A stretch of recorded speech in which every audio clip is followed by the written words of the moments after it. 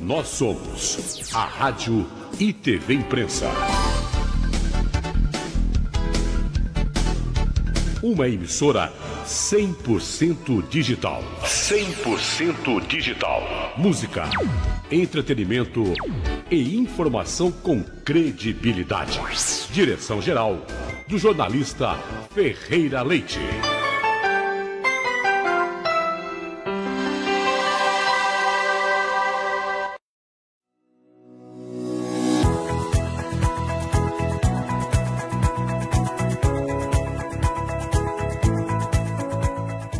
Olá pessoal, muito bem-vindos ao Mais Vale, um projeto da SECRE em parceria com a Rádio TV Imprensa para debater novos caminhos para o desenvolvimento e integração do Vale do Paraíba por meio da atividade industrial. Eu sou o Rui Gonçalves, estou aqui com vocês nesses encontros e comigo no estúdio está o Eduardo Piloto, que é conselheiro da SECRE. A SECRE representa em mais de 200 empresas e 6 mil trabalhadores alocados em empresas que estão no Vale do Paraíba e também na região metropolitana de São Paulo.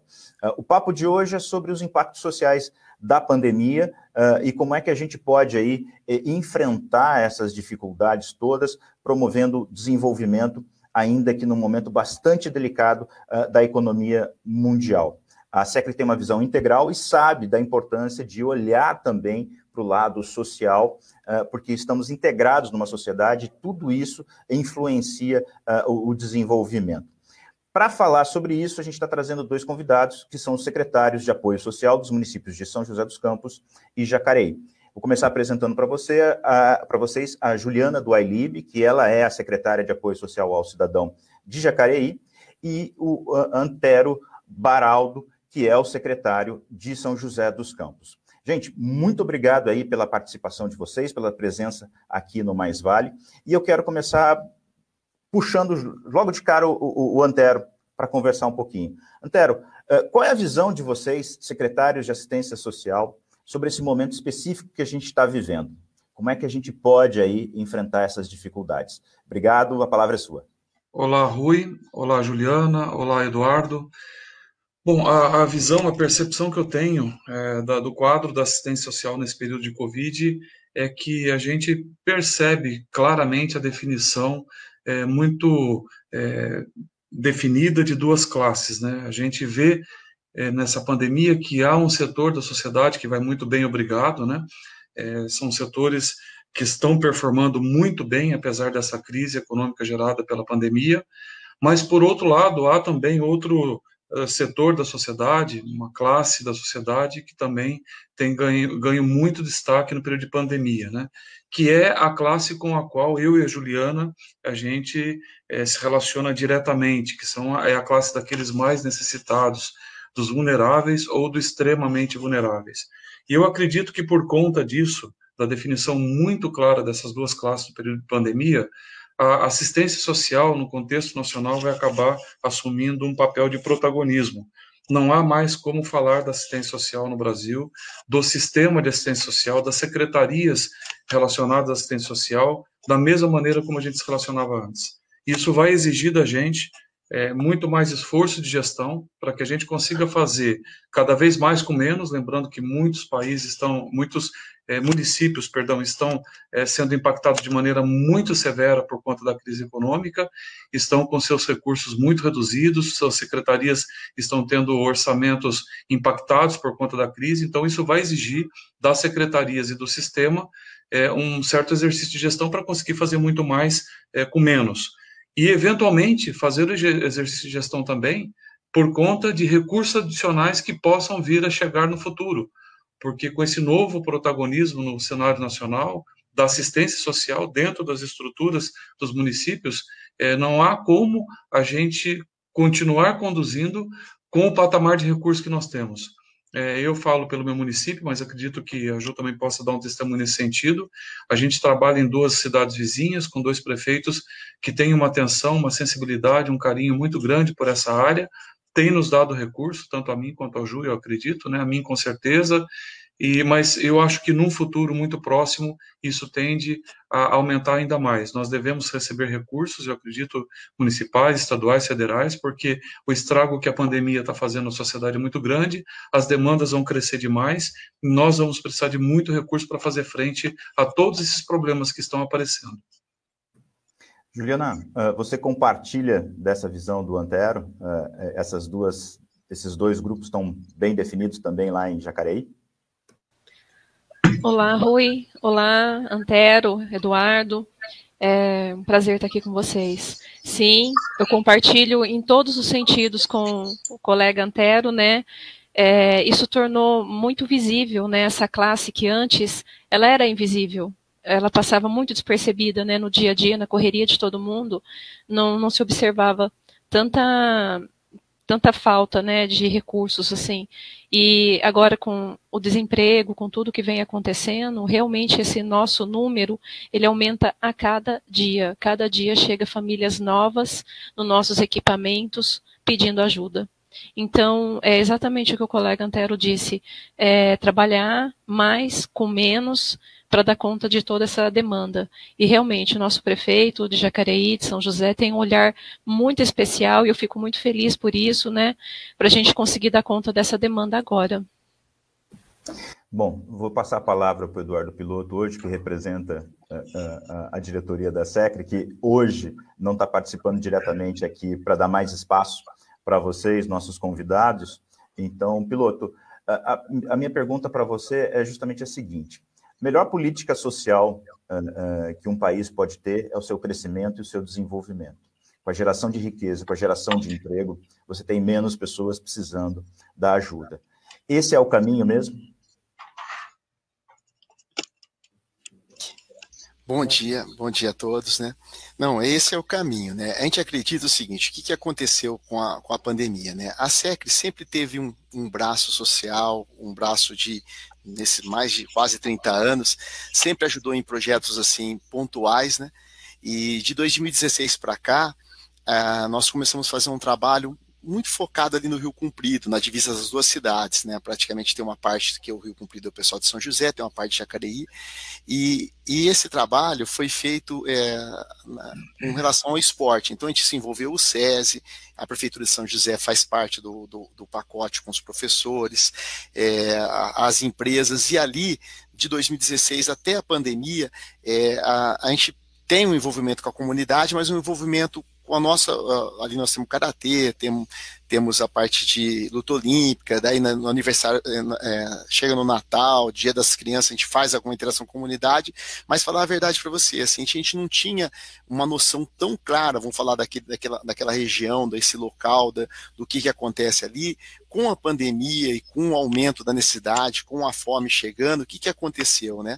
A associação como um todo, as empresas ali no entorno, a Gerdau, as empresas maiores ali em volta, a gente começou a trabalhar mais no assistencial e realmente descer na comunidade, conhecer a realidade, ver as crianças que a gente atendia, como que são as famílias, ver as crianças que a gente não atendia, como são as famílias, e o que a gente verifica, né? A gente verifica realmente, foi o que a Juliana falou, né? Nesse momento com a pandemia, jogou mais luz nessa carência que já existia, está aumentando, né? Então, o que acontece? E a gente percebe, daí isso é que eu quero deixar claro, que a iniciativa privada, por mais que as empresas pequenas, médias e grandes estão sofrendo, seja as empresas ou seja as pessoas, elas estão sensibilizadas com essa dor, né? Então, eu acredito que a gente está numa evolução de um ano para cá, das empresas, de todo mundo ali, conhecer a realidade local, né, e tentar fazer alguma coisa. O caminho, e você percebe que as empresas elas estão ajudando no assistencial, ali através da Fênix, ali na parte ali na Fênix, a gente tem uma Fênix em São José, ali na própria SEC, tem uma Fênix em Jacareí, ali no Rio Comprido, e tem no Pagador de Andrade. A gente tem distribuído com a ajuda da iniciativa privada, Suzano, empresas grandes, Mesa Brasil, empresas grandes vêm, faz doação de alimento, tudo, e a gente está tentando chegar lá na ponta, né, e fazer essa distribuição e conhecer, mas a gente verifica que com o conhecimento que a gente tem hoje, como o Antero falou, a gente tem condição de pegar essas grandes empresas que têm recursos, às vezes carimbados, que de imposto, tudo, e aproximando da assistente social, aproximando do contato que vocês têm, né, trazer projetos específicos e trazer recursos da iniciativa privada também. E a nossa ideia é realmente, com esse braço da SECRE, ter um grupo de trabalho envolvido nisso, é realmente aproximar das duas secretarias, verificar na onde está a dor, né, e tentar fazer esse link com as empresas maiores e as menores, né, e com as próprias pessoas, né, ajudar nesses projetos. Bom, a gente precisa, então, ter a percepção e a capacidade de estar de olho no nosso entorno para poder atuar localmente e promover esses impactos. Eu queria ouvir, então, da Juliana. Juliana, qual que é o papel dessas associações como a Fênix nesse trabalho de proteção dessas comunidades que, nesse momento, estão passando mais dificuldades ainda? E como é que a gente pode fazer para que menos pessoas precisem desse apoio? Rui, o Eduardo deu entrada no assunto muito importante, porque o poder público, ele tem a função, ele tem a obrigação de prover, né, toda essa assistência, fazer esse encaminhamento, políticas públicas, aí envolve todas as secretarias, é um sistema, né? Quando a gente fala social, a gente não pode esquecer que essa família, ela é do município. Normalmente a gente vai ter que envolver as outras políticas junto, né, para a gente dar conta da situação. Mas o que é importante são as parcerias. Como eu venho do terceiro setor e também da empresa privada, da minha família, eu consigo transitar nessas três esferas, né, de poder público, empresa privada e terceiro setor. E eu vejo o quanto é importante essas três, essa tríade, esse tripé tá alinhado e junto, porque numa associação comunitária, numa ONG, numa OSC, né, independente de como seja a denominação, esses grupos que se formam, não só a Fênix, tem várias ONGs em São José, em Jacareí, elas têm um papel muito importante nesse momento também. Elas chegam mais rápido nessas famílias de extrema vulnerabilidade. Pode ser até mesmo por uma igreja, por um líder religioso, né? As pessoas, às vezes, elas, por falta de conhecimento, cultura, eles ainda não conseguem acessar o poder público, né? Os CRAS, os CREAS, as entidades que a gente tem, os locais que a gente tem, para receber essas pessoas. E através das ONGs, a gente consegue com que eles cheguem até nós. Eles vão procurar a associação, a OSC, e ali vão receber o que aquela OSC consegue ofertar para eles no momento, né? Pode ser uma cesta básica, pode ser oficina para as crianças, para os pais, formação, capacitação. E hoje, com essa aproximação na pandemia, o poder público, ele está, que Jacareí é um pouquinho diferente de São José, né? A São José já trabalha com as OSCs em parceria. Jacareí está começando agora. Mas isso também foi muito bom para a comunidade, porque a gente conseguiu estreitar, saber quem são essas OSCs, para poder ajudá-los a ajudar essas pessoas vulneráveis e fazer com que eles também cheguem para o nosso cadastro do poder público, porque a gente não tem como saber como são todos, aonde estão, quem são. E com essa ponte com as organizações civis, essas pessoas estão chegando para a gente agora também, a gente consegue levar o cadastro para lá, a gente consegue orientar e tornar visível, né, ser um número, ser um índice, um indicador para a gente buscar recursos, para a gente buscar parcerias, para conseguir acolher essa família que está chegando para a gente. Então, a participação da organização, da sociedade civil, ela é muito importante, não menos que da empresa privada. Porque quem vai atender essas OSCs num primeiro momento e rápido? A empresa privada. Essas empresas que o Eduardo mencionou há pouco, que ajuda, inclusive Erickson também, elas entregam a doação, o evento, o cobertor, agora também, né, na campanha de inverno, a gente pode falar um pouquinho disso também, que é muito importante. E as coisas chegam para essas famílias, porém não é suficiente. Então, passa também para o poder público e juntos a gente consegue dar uma condição de vida melhor para essa família, atender a necessidade dela naquele momento. O poder público, ele tem o trâmite dele, né? Tem licitação, ele tem que, às vezes a demora da compra, de tudo chegar, né? E a empresa privada faz isso chegar mais rápido. Então, as três têm que trabalhar junto com certeza. E tem sido assim, aqui em Jacareí, a gente está conseguindo mobilizar muitas organizações da sociedade civil, inclusive agora, né, com essa arrecadação de vacina contra a fome, quando a pessoa vai se vacinar, doa 1 quilo de alimento, a gente repassa para essas OSCs. Então, todo mundo junto consegue dar a estrutura que essa família momentaneamente está necessitando. E diante disso tudo, a gente também precisa de uma porta de saída.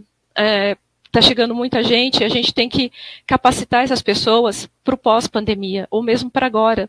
São pessoas da empresa que perderam o trabalho, né, estão desempregados, mas eles precisam continuar trabalhando, eles precisam se sustentar. E aí vem as outras parcerias também com os S's, né, a gente tem Sebrae, a gente tem SESI, a gente tem Senai, e empresas particulares também, empresa privada, que chega capacitando essas pessoas agora para o novo enfrentamento. É bem interessante, porque a Juliana e o piloto trouxeram 2 aspectos muito claros, né, da necessidade de uma ação conjunta. Quer dizer, não é só responsabilidade do Estado, também é uma responsabilidade da sociedade como um todo, e as empresas privadas, elas estão aí também fazendo isso. Mas, na prática, a gente faz isso por causa de uma grande ineficiência, né? Uma ineficiência do país que não consegue efetivamente garantir para essas pessoas que elas estejam empregadas, que elas estejam gerando a sua própria renda, né? E com isso dependendo menos da ajuda de terceiros. Antero, quero puxar você justamente para a gente continuar discutindo nessa linha. Como é que a gente consegue implementar uma política efetiva para fazer com que menos pessoas dependam da assistência social? É lógico que, nesse momento, a gente tem um fato muito específico que está levando muita gente a necessitar. A Juliana aí reforçou esse ponto. Mas como é que a gente vai sair disso? Porque a gente não pode ficar, efetivamente, para sempre fazendo esse trabalho. Esse trabalho ele tem que existir, mas com o mínimo de pessoas possíveis, porque elas podem ser autônomas. Quais são esses desafios e como é que a gente segue por esse caminho? Você tem razão, Rui. Eu acho que, na verdade, a assistência social ela deveria ser exceção e não a regra, né? Então, deveriam ser secretarias minúsculas, né, com pouquíssimos serviços, para atender um número muito baixo de pessoas. Esse aí seria o cenário, o panorama ideal, né? Só que, infelizmente, não funciona assim em lugar nenhum do mundo. Eu tive recentemente, antes da pandemia, na verdade, eu estive em Manchester, e era uma cidade muito parecida com São José. Fui fazer um curso lá e percebi o seguinte: é uma cidade quase irmã gêmea de São José, porque ela é tão grande quanto São José, um pouco menor, na verdade. Ela não tem essa característica, essa vocação turística, não tem praias, não tem atrativos turísticos quase que nenhum, vive da sua veia, né, do seu DNA industrial e universitário. Uma cidade desenvolvida na Terra da Rainha, estamos lá no Reino Unido, dentro da Inglaterra, e você anda pela rua, muito morador de rua, muito mais do que São José dos Campos. Fiquei impressionado de ver. Eu saía da residência estudantil, ia para a escola e via as calçadas de Manchester forradas de moradores de rua. E a gente, lembrando que eu não estou falando do período pandêmico, estou falando do período pré-pandêmico. Então, um período em que, teoricamente, a economia vai muito bem, obrigado, sobretudo no primeiro mundo. Então, como que se justifica um país como a Inglaterra, uma cidade como Manchester, primeiro mundo, desenvolvido economicamente na ponta e com um problema dessa natureza? Então, esse é um problema que aflige ao mundo. Eu andei pesquisando logo quando assumi a secretaria como se comportam os países em relação à assistência social, né? Morador de rua, por exemplo, foi uma coisa que eu andei pesquisando bastante logo quando assumi a secretaria. E percebi que todos os países do mundo têm esse problema. Todos, sem nenhuma exceção. Eu sempre fui mochileiro, sempre viajei bastante, e qualquer lugar do mundo que você vai, você vê esse mesmo problema. Você vai nas principais cidades norte-americanas, você vai encontrar isso. Você vai no Canadá, você vai encontrar isso. Você vai na Europa, você vai encontrar isso. Nos países da América Latina, você vai encontrar isso. E aí, pesquisando, um único país que se deu muito bem, performou muito bem nessa questão, foi a Finlândia. Aí eu fui estudar um pouquinho mais, né, o que a Finlândia fez de tão bom que ela conseguiu resolver o problema da assistência social, sobretudo na questão do morador de rua. Ela fez a mesma coisa que nós fazemos, a mesma coisa que eu faço, a mesma coisa que a Ju faz em Jacareí. Talvez a diferença seja um frio com um pouquinho mais rigoroso do que o nosso, né? Algo em torno de -20 no inverno, que acaba sendo um grande aliado para o nosso trabalho, sobretudo de abordagem social e de abrigamento, né? Mas, enfim, essa introdução inicial para dizer que é, de fato, um problema muito desafiador, é um problema global, não é, um privilégio do Brasil ter esse problema e ter que conviver e administrar esse problema. Isso é um problema que aflige a todas as nações do globo, né? E como trabalhar nessa questão, né? Eu vislumbro inicialmente dois aspectos que podem contribuir muito para que a gente consiga fazer um trabalho melhor. Um deles é a informação. Eu sempre acreditei nisso. Quem detém a informação detém tudo, né? Então, nós precisamos ser muito mais eficientes na informação nesse período, né? E fazer essa informação chegar na ponta da linha e chegar com qualidade na ponta da linha, né? Os grandes problemas que eu tenho hoje em São José dos Campos, na gestão do sistema de assistência social, é justamente por problemas na área da comunicação. Então, você pega, por exemplo, as pessoas que fazem doações para morador de rua, doação de roupa, doação de dinheiro, doação de comida, né? Que ficam ali na rua com a falsa sensação de que estão ajudando uma pessoa, quando, na verdade, elas estão fortalecendo o vínculo daquela pessoa com a rua, né? Isso traz um problema muito grave para a gente, porque em São José nós temos toda uma estrutura, todo um espectro de abrigamento que alcança todos os eixos de vulnerabilidade, e hoje, por exemplo, eu tenho 300 vagas em abrigos aqui em São José dos Campos. Nós já tínhamos um número considerável de vagas, e nós ampliamos isso daí por conta da Operação Inverno, só que você chega na rua, muitas vezes a pessoa não quer ir para o nosso abrigo, né? No abrigo ela vai ter um acolhimento humanizado, ela vai ter toda uma estrutura à disposição dela, vai ter alimentação, vai ter um apoio médico da nossa estrutura de saúde do município, caso haja uma necessidade. Ela vai ter orientação profissional, ela vai ter orientação de psicólogos, ela vai ter ajuda para voltar para sua família, mesmo que a família dela não seja de São José dos Campos, e tudo isso muitas vezes não chega na ponta da linha, porque as pessoas que seriam usuários desse processo não sabem que nós temos tudo isso, ou até muito mais perverso que isso, né? Até sabem, mas preferem o ambiente da rua, porque é um que traz o café da manhã, outro que traz o almoço, outro que traz a janta, outro que traz a ceia, outro que traz a roupa, outro que traz, às vezes, até o dinheiro que sustenta a droga, né? Então, essa falta de informação é um grande problema na nossa estrutura aqui em São José dos Campos. E a outra questão, para finalizar, é a questão da articulação. Eu acho que a gente precisa aperfeiçoar muito a questão da articulação. Eu estou muito feliz em São José dos Campos por ter conhecido esse mundo das OSCs, né? É uma equipe, é um pessoal, são equipamentos que fazem com muita qualidade e com muita rapidez aquilo que nós, da atividade pública, talvez precisaríamos demandar muito mais tempo e muito mais esforço para alcançar com a mesma qualidade e com a mesma rapidez. Talvez não conseguíssemos, né? Isso é uma característica desses equipamentos. Então, assim, tem sido uma experiência muito positiva, o relacionamento que aqui em São José dos Campos a gente tem com essas OSCs, né? Mas eu destacaria também uma coisa que está nascendo em São José, que está sendo muito positiva, é uma articulação poder público, e eu diria, quando eu falo poder público, eu estou falando da minha secretaria do Fundo Social de Solidariedade, né, aqui de São José dos Campos.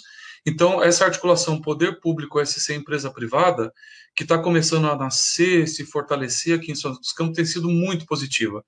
E eu citaria apenas 2 exemplos para ser muito rápido, né?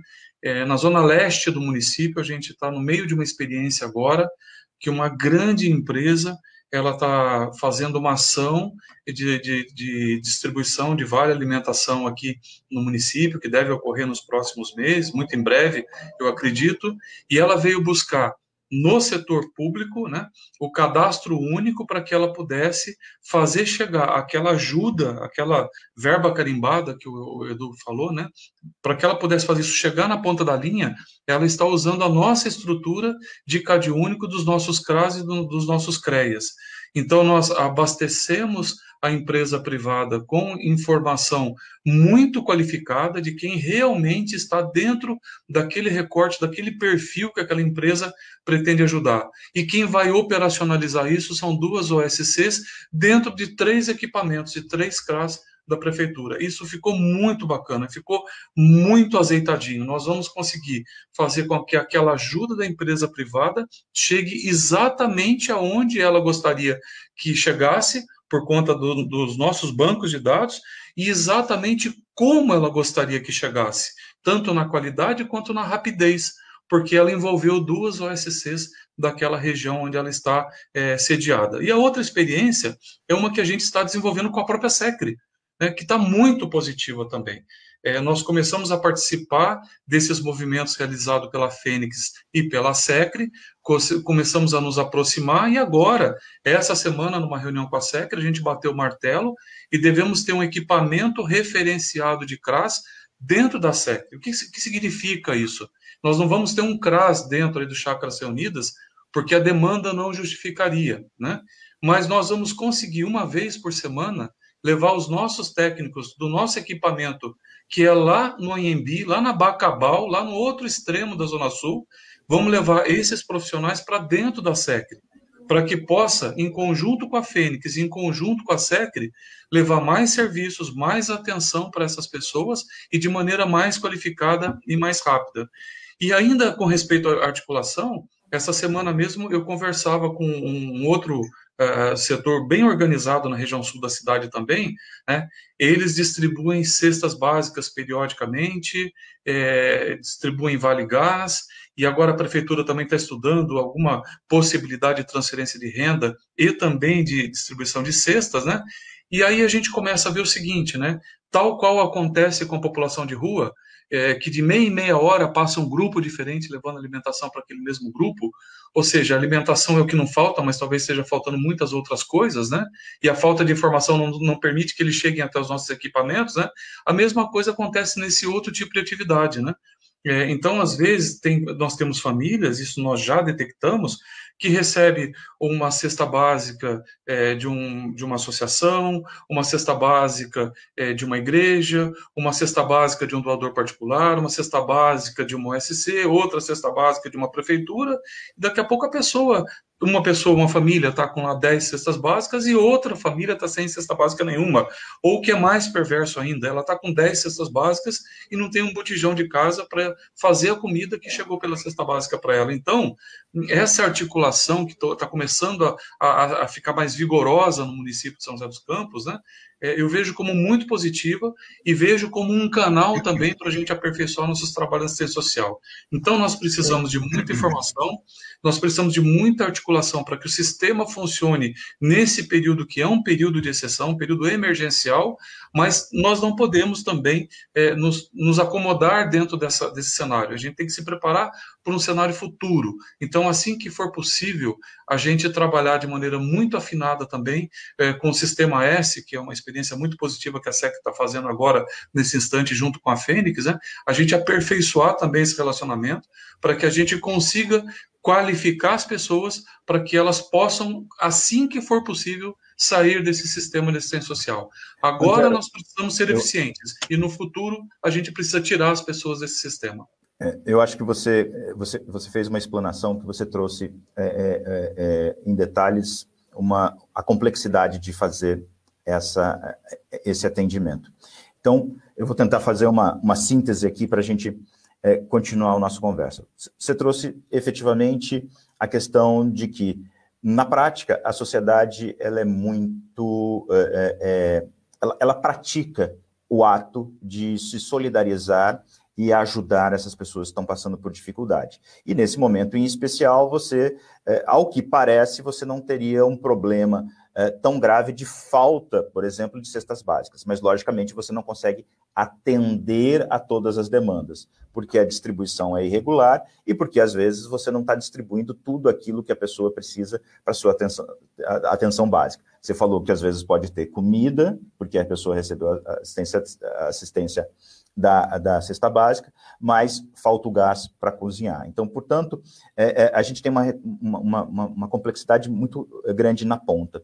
Mas você usou várias vezes na sua fala a palavra informação. E eu acho que a gente pode pegar esse aspecto da informação para continuar essa nossa discussão. E por que eu acho isso importante? Quando você estava falando, eu comecei a ter alguns insights aqui. E eu me lembrei de um filme que é baseado na obra de Isaac Asimov, que é um filme bastante conhecido, que é um filme, acho que dos anos 90, chamado O Homem Bicentenário, que é aquela história de um robô que tem uma inteligência artificial e que, através da leitura, ele adquire consciência e ele busca a sua liberdade. Eu acho que isso é bem emblemático nesse momento, porque você está falando de informação, e é a informação para quem ajuda e é a informação para quem é ajudado. E isso precisa ser desenvolvido. E aí eu quero puxar o Piloto e a Juliana para essa discussão, dizendo como é que a gente pode oferecer para essas pessoas, além de comida quando elas têm fome, além de gás quando elas precisam cozinhar, além de projetos esportivos, como é que a gente oferece para essa população as informações necessárias para que elas se entendam e entendam como sair dessa situação. E eu quero começar com a Júlia, diretamente por causa do trabalho que você vem realizando já há bastante tempo, mesmo antes de ingressar na Prefeitura de Jacareí. Júlia, como é que a gente empodera essas pessoas para que elas dependam menos da assistência social? Rui... Juliana, perdão. Tudo bem. Rui, muito importante a sua fala, né? Eu acho que é um trabalho de formiguinha a gente conseguir fazer com que essa informação chegue. Aqui no município, o que a gente tem tomado cuidado de fazer? Como que a gente está fazendo? São várias situações. Eu tenho acesso à saúde, eu tenho acesso à educação, eu já tinha antes, mas agora num poder muito mais amplo, né? Meio ambiente, infra. O que a gente faz? Procurei a secretária de Educação, passei tudo de informação que eu poderia passar para ela. Telefone de CRAS, CAD único, o que é, como funciona, quem tem direito, quais documentos precisam. O que essa secretária fez? Ela disponibilizou para todos os diretores, que disponibilizou para os pais, porque eles têm grupos, né, de WhatsApp agora, com essas aulas online e tal. Então, a gente conseguiu divulgar assim, para a cidade inteira, o que eles tinham que fazer e aonde eles tinham que ir. A mesma coisa eu fiz com a saúde, porque tem os agentes sociais, aquelas pessoas que vão na casa, que tem que visitar pela saúde, então a gente também levou o máximo de informação possível. Também procurei as igrejas da cidade, porque nesse trabalho que o colega falou, Antero, deles entregarem sopa à noite, deles entregarem a roupa, alimento, o que eu fiz? Chamei vários líderes religiosos que fazem isso aqui no município, sentei com eles e conversei. Falei, gente, o poder público oferta esse tipo de serviço, a gente está junto com a saúde, tem o consultório na rua, eu preciso que vocês me ajudem a trazer essas pessoas para cá, principalmente agora na ação de inverno, né? As pessoas que estão em situação de rua. Eu preciso que eles cheguem ao poder público, a gente vai encaminhar para as vagas que tem nas casas terapêuticas, enfim. Então, eu também fiz essa conversa com o maior número de pessoas possível, os líderes religiosos, porque também tem as igrejas deles, para divulgar que existe esse sistema na cidade do poder público, que a porta de entrada é o cadastro único e depois vai para a CRAS, dependendo da situação vai para a CREAS. Então, essa informação, ela tem que ser feita a todo momento. Com a nossa equipe, a gente a todo momento falando quem chega, orienta a quem estiver junto, o que essa pessoa tem direito e o que o município pode ofertar. Então, essa divulgação, ela é o tempo todo. Eu concordo perfeitamente com o colega Antero. A informação é pela educação que se transforma. E pela educação se transforma, a gente consegue, nesse momento, suprir a necessidade deles e também divulgar os cursos. É que agora, parado na pandemia, né, nessa fase que a gente está, mas a gente já conseguiu startar várias coisas, levando no território. Quando o colega falou de vir na SECRE e atender as famílias vulneráveis dali, de extrema vulnerabilidade, na verdade, que é uma região muito carente, Jacareí também faz isso. A gente identificou na cidade os lugares mais distantes que tenha uma subprefeitura, que tenha uma organização civil, e a gente leva o assistente social para lá, informa o bairro, né, tem meios para isso, e eles passam a ser atendidos lá. Por quê? Eles também não vão precisar pagar o ônibus para vir até a cidade nos equipamentos. A descentralização do serviço também é uma coisa assim que, agora na pandemia, a gente descobriu que a gente pode ajudar muito mais pessoas, fazer com que chegue nas pontas, né, nesses territórios bem distantes, que a pessoa não vem para a cidade, não tem nem condição de vir. Ela vai pagar um ônibus ou ela come. Ela compra um leite para o filho dela ou ela paga um ônibus, então ela não vai vir. Então a gente vai até ela. Então a divulgação da informação, eu concordo que é tudo. E é fundamental, né, que ela seja uma informação bastante clara, né, para essas pessoas. E a gente sabe que, diferentemente, né, a informação, você precisa mudar o formato dela para que ela seja clara para diferentes tipos de públicos. E aí vocês também têm esse desafio de trabalhar isso. E um desses públicos que precisa dessa informação para que esse processo de transformação ocorra, certamente, vocês já citaram aqui, é o público mais jovem, são as crianças principalmente.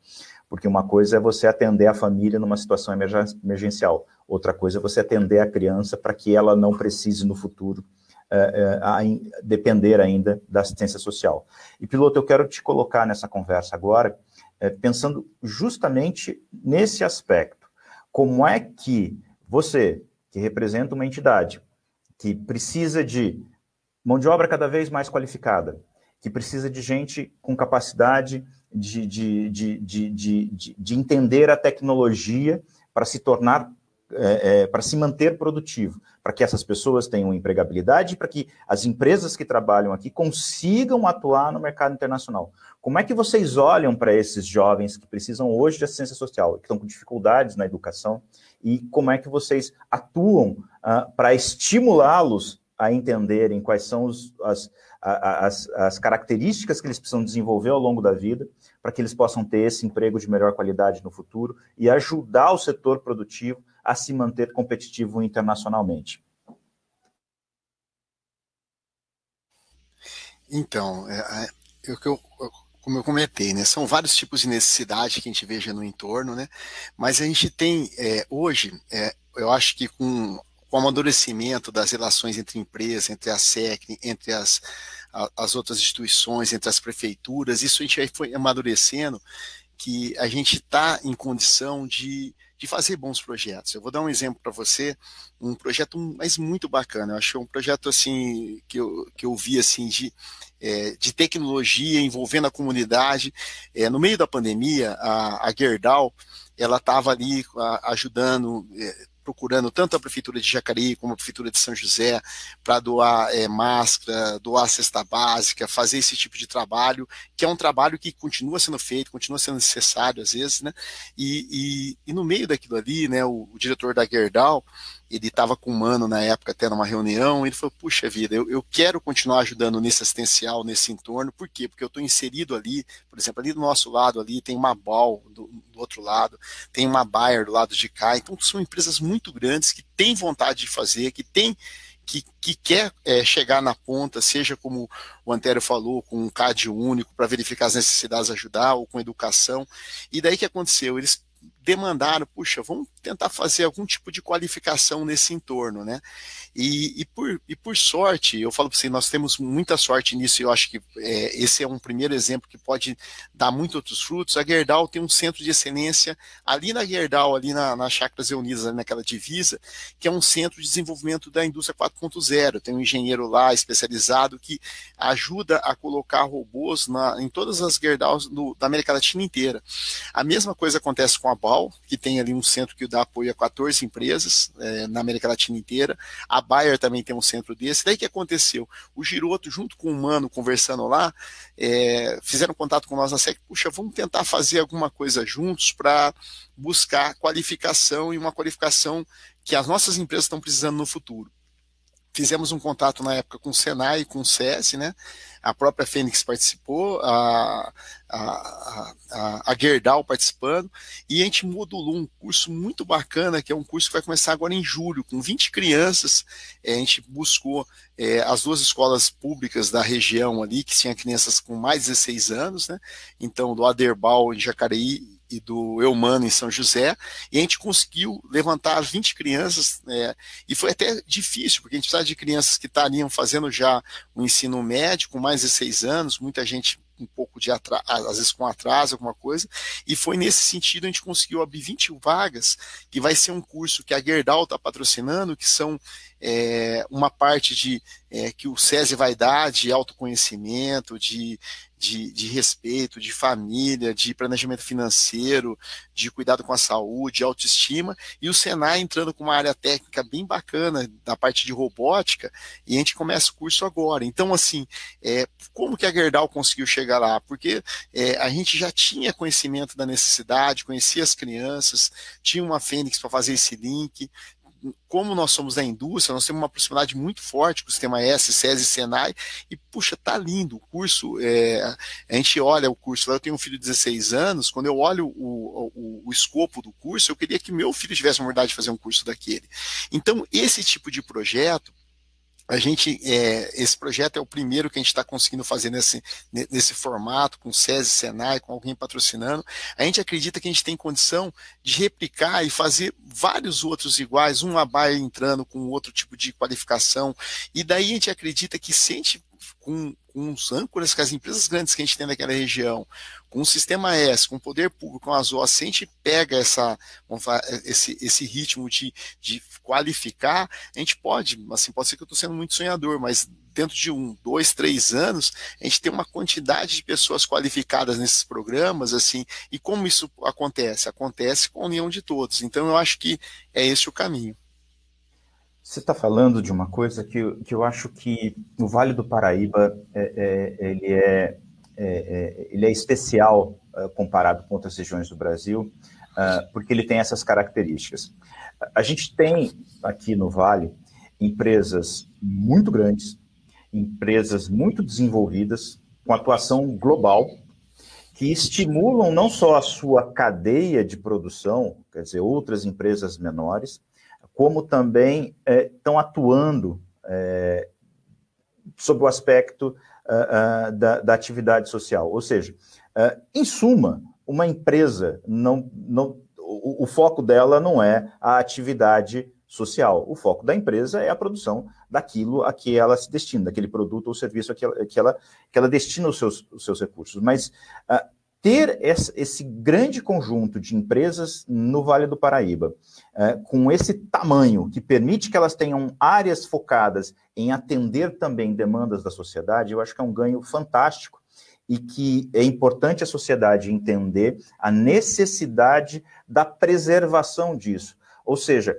quando você perde uma indústria grande na sua região, o impacto é muito maior do que o impacto simplesmente pela perda do emprego.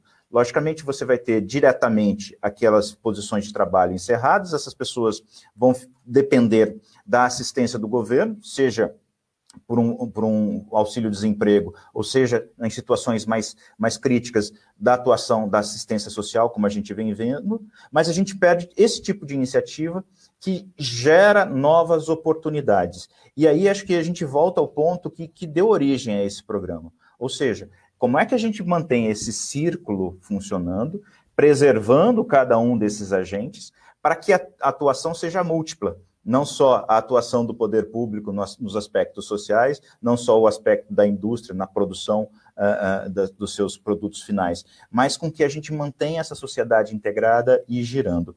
E Juliana, a sua visão, qual é a importância do setor produtivo na aplicação dessas políticas que efetivamente geram oportunidades, como está sendo esse trabalho junto da SECRE e da Gerdau? Rui, ela é extremamente necessária. A gente tem aí uma roda, né, que ela precisa, para ela girar, essa engrenagem ela tem que estar muito bem articulada. Quando o colega Antero falou, a empresa me procurou, enquanto poder público, para identificar as famílias vulneráveis. É esse o caminho, entendeu? Tá tudo atrelado. A gente está falando de famílias, são as mesmas pessoas que acessam. É o funcionário da empresa e a pessoa que também nos acessa. Então, é de extrema importância essa cadeia. Essa formação, acreditando muito na criança, no jovem, no adolescente, para eles crescerem protagonistas de uma nova história. Hoje a gente precisa muito da robótica, a tecnologia, e isso precisa ser aprendido, isso precisa ser ensinado, apesar dessa moçada aí ter nascido nessa era, isso precisa ser direcionado. Então, essa parceria com as empresas, dessa capacitação, dessa formação, não só com os S's, né, o SED, Senai, mas a empresa privada para conseguir custear isso também é de suma importância. Eu acho que isso que vai movimentar, vai fazer a diferença para mudar isso lá na frente. O nosso guarda-chuva hoje está entrando muitas famílias, entrando gente, e é aquilo, vai ter que ter porta de saída. E a porta de saída que a gente vê nesse momento são essas formações, são essas capacitações e essa parceria, para que isso possa escoar e cada um siga seu caminho, seja orientado a mudar de vida. Você pega um desses meninos que vai fazer o curso de robótica lá na Gerdau. Ele já emprego da Gerdau para o mundo, no que ele vai se formar nesse curso de robótica ali. Ele vai ter emprego, ele vai mudar a realidade da família dele. Então, é muito importante isso. Antero, do teu lado, certamente você vai me dizer que concorda com esses pontos trazidos pelo piloto e pela Juliana. Mas de que forma a gente pode avançar ainda mais nesse processo? Nessa integração dos diferentes membros da sociedade, seja ele o setor produtivo, sejam as pessoas físicas que estão em condições de ajudar, seja o poder público dentro das suas políticas, e envolvendo também as esferas estadual e federal, porque a prefeitura também precisa de pensar lá recursos para aplicar programas localmente. Como é que a gente consegue articular todo mundo junto e chegar nesses resultados que a Juliana trouxe tão bem? Eu acho que um bom exemplo e uma boa resposta é esse projeto que está sendo desenvolvido pela Fênix, pela SECRE, pela Gerdau e pelo Sistema S. Eu acho que esse projeto acaba trazendo um novo tempero, um novo ingrediente para a experiência nossa aqui, local, São José e Jacareí, né? São José dos Campos, no nosso sistema CRAS e CREAS, né, nós já temos as nossas oficinas que visam qualificar as pessoas que são usuárias do sistema, os vulneráveis e extremamente vulneráveis, que acessam o sistema único de assistência social do Brasil. Eles têm nos nossos CRAS, que são 11, e nos nossos CREAS, que são 3, as oficinas. Então, você vai lá, por exemplo, na área de beleza, nós temos oficina com vários cursos em praticamente todas as áreas da beleza, barbeiro, cabeleireiro, pedicure, manicure. Depois, na área de panificação e confeitaria, também nós temos nossas oficinas com muitos cursos, né?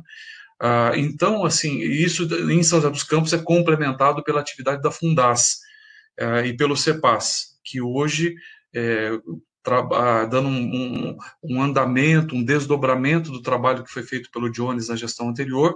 Agora, o Zenha, que é o diretor da Fundas e do CEPAS, ele está fazendo um trabalho brilhante também, que seria, digamos assim, um degrau acima daquele trabalho que nós desenvolvemos nas oficinas, né? Que é um trabalho mais básico, mais para a prestação de serviço. Já na Fundas e no CEPAS, o curso é um pouco mais profissionalizante, é um pouco mais específico para a área do setor produtivo, e agora, com uma iniciativa como essa do projeto da SEC, da Fênix, já é uma outra pegada. Você já está dando uma formação muito mais tecnológica, muito mais técnica para aquela criança, para aquele jovem que se encontrava dentro de um ambiente extremamente vulnerável e, a partir de agora, começam a ter acesso, oportunidade de se qualificar, de ter um emprego, uma profissão de altíssimo nível e ser, inclusive, uma referência dentro das suas comunidades. Porque a gente volta, né? A gente vira e volta na questão da informação, né? Se a pessoa sai da comunidade, vem para um projeto desse, se forma, arranja uma colocação bacana no mercado de trabalho, se posiciona enquanto indivíduo na sociedade e volta para a comunidade com todos esses exemplos, essa informação que chega na cabeça daqueles jovens que estão na comunidade estimula, né, e funciona como uma mola propulsora para que outros jovens sigam o mesmo caminho, busquem essas parcerias, esses projetos, para tentar alcançar uma qualificação, para alcançar uma posição melhor no mercado de trabalho, na sociedade, trazendo mais conforto para a sua família, ou seja, vira um círculo virtuoso, e essa eu entendo que é a grande contribuição da empresa, né? Ela perceber que ela tem lá seus compromissos financeiros, econômicos, tem que manter sua produtividade, sua performance, gerar recursos para o seu stakeholder, mas que ela também vive dentro de um ecossistema, e ela tem que participar pelo bem e pelo mal desse ecossistema. Então, ora você está muito bem instalado, uma sociedade muito desenvolvida, gerando muito lucro, muitos dividendos, mas ora você também tem no seu entorno uma comunidade muito carente, muito necessitada, precisando do seu olhar sensível, do seu olhar atento. Então, eu vejo um ponto muito positivo nesse projeto e espero, sinceramente, que não só ele dê certo, como ele se multiplique, né? E mais empresas grandes daqui da nossa região possam ver nesse projeto uma oportunidade de alcançar os vulneráveis do entorno das suas plantas, dando uma demonstração muito clara de responsabilidade social com essas comunidades, né? Você está tratando de um ponto, e aí esse exemplo que o piloto trouxe, que vocês dois, a Juliana e o Antero, valorizaram tanto, que é esse trabalho integrado para essa formação tecnológica dos estudantes, a gente está falando de educação e capacitação. E a pandemia fechou a escola. A pandemia fechou a escola, mandou as crianças para casa, e essa parcela que mais precisa da ajuda de vocês é também a parcela que não tem o computador, que não tem o acesso à internet, que está mais afastada da escola. Qual que é o tamanho do prejuízo que esse distanciamento da escola vai provocar na sociedade e vai colocar esse peso sobre a assistência social nos próximos anos? Eu queria a sua avaliação, Antero, e da Juliana também. Por coincidência, ontem eu estava lendo um artigo produzido lá pelo INSPER, em São Paulo, e falava exatamente isso, né? Do estrago que a pandemia vai fazer na produção do conhecimento nesse país, né? No mundo como um todo, né? Então, esse distanciamento do ambiente escolar, a aplicação das plataformas EAD, a aplicação das plataformas híbridas, né? Por mais que haja um esforço gigantesco do setor privado, do setor produtivo e também do setor público em não permitir que haja uma solução de continuidade na produção do conhecimento e que não haja uma perda muito significativa de qualidade, é inevitável a perda de qualidade. Uma pena, mas isso vai acontecer. Então, por um lado, São José dos Campos, por exemplo, está distribuindo computadores, distribuindo chips, fazendo com que as crianças, mesmo à distância, quando não era possível nem o híbrido, que elas não tivessem uma solução de continuidade no aprendizado, e agora já com o retorno parcial das aulas em ambiente físico, então com o estabelecimento de um esquema híbrido de ensino, com esquema de reforço também muito bacana que está sendo feito em São José. Então as crianças estudam em casa, numa plataforma EAD, também vão às escolas quando isso é possível, dentro de todo aquele critério de segurança, né, por conta da pandemia, e também isso tudo é complementado por um esquema de reforço. Mas é importante que a gente, além de manter isso, estejamos muito atentos, porque assim que esse cenário passar, e há de passar, e se Deus quiser há de passar logo, é importante que a gente tenha mecanismos e medidas para recuperar o mais rápido possível a qualidade no nosso caminhar dentro da educação. porque sem educação a gente não é nada. Sem colocar educação nas nossas crianças, sem qualificá-las, profissionalizá-las, a gente não vai chegar a lugar nenhum. Nenhum país chega a lugar nenhum sem um investimento muito pesado em educação, e isso tudo ficou muito comprometido agora nesse período de pandemia. Eu quero jogar, então, a palavra agora para a Juliana. Juliana, qual que é a sua avaliação desse impacto que a educação, esse fechamento de escolas, esse distanciamento todo que foi gerado por causa da pandemia, vai provocar nessa geração, e o quanto isso vai depender ainda mais da atuação de secretarias como a que você dirige? As palavras do Antero, muito assertivas. Realmente um problema social. Eu acho que é imensurável esse tempo que está perdendo, né, desse contato com as crianças. Não, claro, o conhecimento é tudo, é a base de tudo, mas esse contato que a gente perdeu com essa criança, que hoje está na rua, porque a nossa classe de vulnerabilidade, extrema vulnerabilidade, ela está na rua. Ela não está dentro da casa dela, cumprindo os protocolos de fique em casa, pandemia, ela não tem acesso ao computador, ela não tem acesso às informações, né? Então, hoje o acesso dela é a rua. E a rua a gente sabe o que acontece, né? O quanto essa criança, esse jovem está exposto às mazelas da rua. Todos os seus direitos negligenciados, o contato com a droga, com o álcool, com droga ilícita, enfim, vendo tudo que não deve. Então, além desse resgate na parte educação, que sem educação a gente não constrói, a gente não transforma, ainda tem essa parte social também, que agora ficou assim, a Deus dará, né, na rua com eles. O que acabou acontecendo, o quê? Mais criança no semáforo. Isso aqui em Jacareí já estava erradicado, a gente não tinha mais trabalho de criança, né, nos semáforos, vendendo balinha, vendendo seja o que for. E isso voltou a acontecer.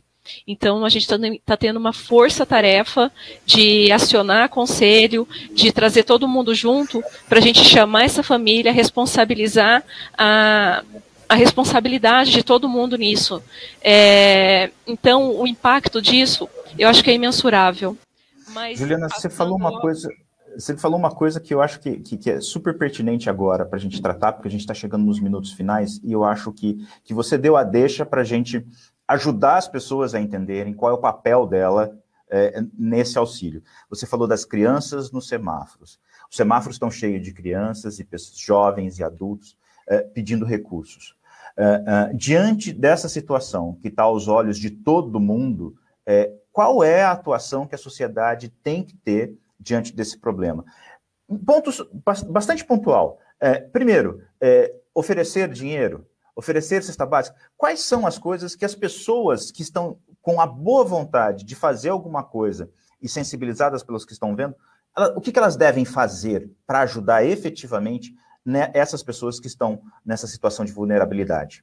Nesse caso, quando identificado essas crianças, esses jovens em semáforo, em praça, em esquina, onde eles estão se aglomerando agora, é chamar o conselho tutelar, é chamar o poder público, entendeu? A gente é articulado, a SAS, a assistência com o conselho, a guarda, você ligar no 153, você ligar no conselho e chamar a responsabilidade do poder público da gente fazer essa abordagem.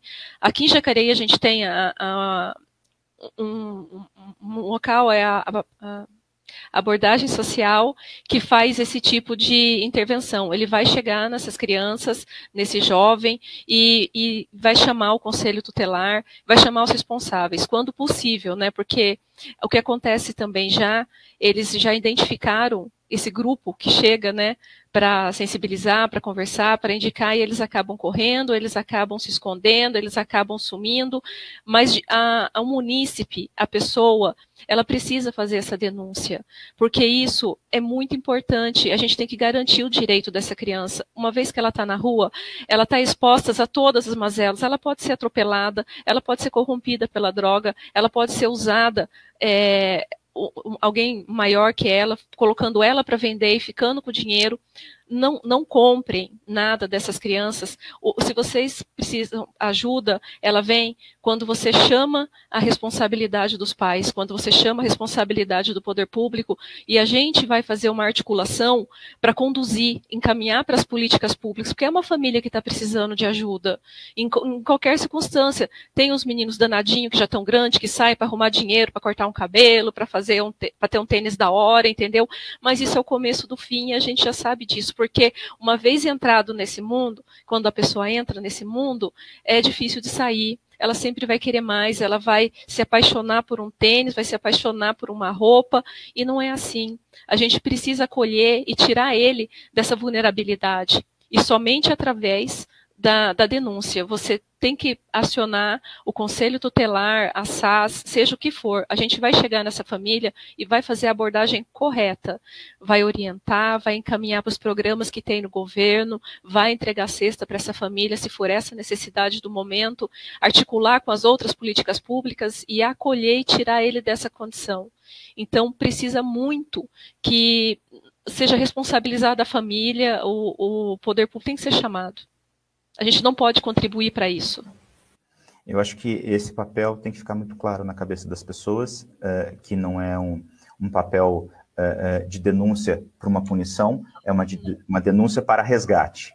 Esse é o papel da assistência social. Não é caso de polícia, é caso de assistência. Eu acho que isso é muito importante ficar muito claro. E chegando nesses minutos finais, a gente já está aqui para encerrar o nosso programa de hoje. Eu queria pedir para o piloto fazer a avaliação dele sobre esse papel social que a sociedade como um todo precisa ter para atravessar esse momento e sairmos fortes dessa pandemia. Piloto, a palavra é sua. Perfeito. Então, a gente está em stand-by, a gente está acreditando que muitas atividades presenciais agora com a vacinação caminhando, né, vai voltar. Só para você ter uma ideia, no entorno ali da SEC, nós temos mais ou menos cerca de 400 crianças, mais ou menos, que a gente faz um trabalho ali junto com a Fênix, junto com a SEC. Lá na SEC tem luta olímpica, tem karatê, na Fênix de Jacareí tem balé, tem um monte de projetos que ensina as mães costurarem, tudo. E nesse momento, o que a gente está fazendo? A gente está fazendo um pré-cadastro de todo mundo, tem esse trabalho que está sendo feito com a SAS de São José, que vai aproximar mais uma comunidade carente na Januária, e a gente está assim, querendo muito que em breve a gente começa com atividades já presenciais com todos os cuidados, né? E realmente, como a gente conhece mais aquela região toda hoje, né, como a SECRE, tentar trazer as empresas, como a gente fez com esse projeto da Gerdau, e no segundo semestre ter muitas atividades com essa criançada toda, né?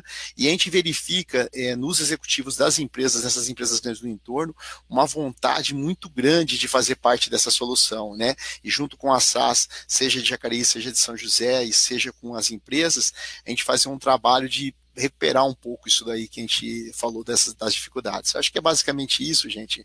E quem quiser nos ajudar, pode procurar a SEC, pode procurar a Fênix, né? Para conhecer mais os projetos, né? E a gente avançar nisso daí.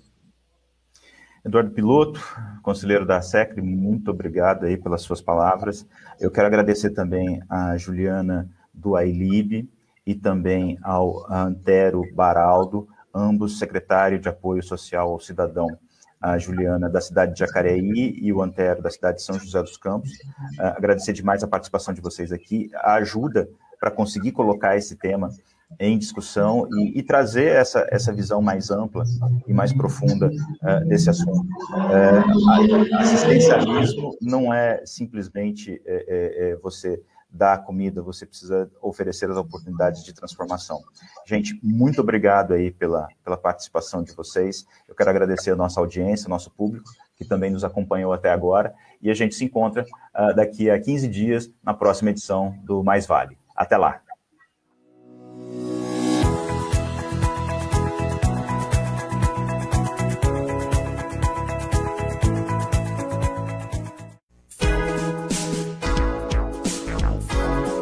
Nós somos a Rádio ITV Imprensa. Uma emissora 100% digital. 100% digital. Música, entretenimento e informação com credibilidade. Direção-geral do jornalista Ferreira Leite.